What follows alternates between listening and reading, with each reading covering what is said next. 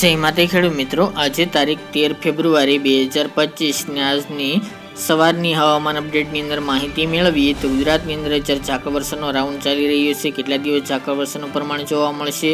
હવે ધીરે ધીરે ગુજરાતની અંદર ઉનાળાની અનુભૂતિ જોવા મળશે. તાપમાન ઉપર જાય તેવી સંભાવના છે, તો તાપમાનની પણ માહિતી મેળવીશું. તે ઉપરાંત હવામાન અને પવનની ઝડપ અને ગતિની પણ અપડેટ આપણે આ વિડીયોની અંદર મેળવીશું. ચેનલમાં નવા હોય તો ચેનલને સબસ્ક્રાઇબ કરી નાખજો અને વિડીયોને લાઈક આપીને તમામ ખેડૂત ભાઈને શેર કરી દેજો. ખેડૂત મિત્રો, છેલ્લા 2 દિવસથી ગુજરાતના અમુક ભાગોની અંદર ભારે ઝાકળ વરસાદ જોવા મળી રહી છે.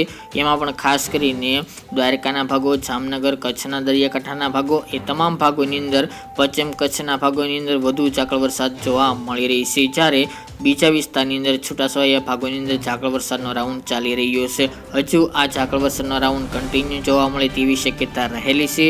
તેમજ અન્ય ભાગોની અંદર છૂટાછવાયા વિસ્તારની અંદર ઝાકળ વરસાદ જોવા મળશે. આ સિવાય વધુ ઝાકળ વરસાદની સંભાવના પશ્ચિમ સૌરાષ્ટ્રમાં પોરબંદર, દ્વારકા, ખંભાળિયા, લાલપુર, કાલાવડ, જામનગર, રાજકોટ, જૂનાગઢ, અમરેલીના ભાગો તેમજ કચ્છ, પશ્ચિમ કચ્છ, એ તમામ ભાગોની અંદર ઝાકળ વરસાદનું પ્રમાણ વધુ જોવા મળશે. તે સિવાયના ભાગોની અંદર ઝાકળ વરસાદનું પ્રમાણ સામાન્યથી ઓછું જોવા મળે તેવી શક્યતા રહેલી છે. આગામી દિવસોનું તાપમાનની વાત કરીએ તો 15 તારીખ સુધી રાત્રિનું તાપમાન નોર્મલ નજીક એટલે કે 18 થી 20 ડિગ્રી આસપાસ જોવા મળે તેવી શક્યતા રહેલી છે. જે તાપમાન નીચું ચાલી રહ્યું હતું તેમાં વધારો થશે. તેમજ મિત્રો અમુક એકાદ દિવસ દરમિયાન સામાન્ય ઠંડી રાત્રિ દરમિયાન જોવા મળશે. જ્યારે મિત્રો દિવસનું તાપમાન 28 થી લઈને 34 આસપાસ વચ્ચે જોવા મળે તેવી શક્યતા રહેલી છે.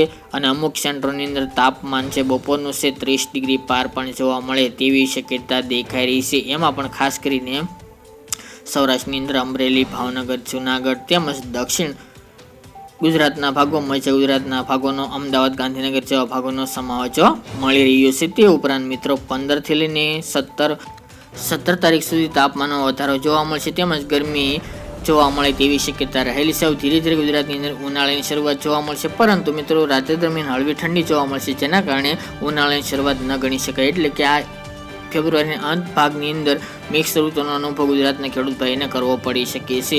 બાકી મિત્રો પવનની ઝડપ 15 તારીખ બાદ વધે તેવી સંભાવના છે. અમુક દિશાઓની અંદર ઉત્તરના ભાગો, મધ્ય પૂર્વના ભાગોની અંદર પશ્ચિમ દિશાના પણ પવનો જોવા મળશે અને અમુક ભાગોની અંદર પવનની ઝડપ થોડી વધુ જોવા મળે તેવી શક્યતા રહેલી છે. બાકી મિત્રો અન્ય ક્ષેત્રોની અંદર પવનની ઝડપ સામાન્ય જોવા મળશે.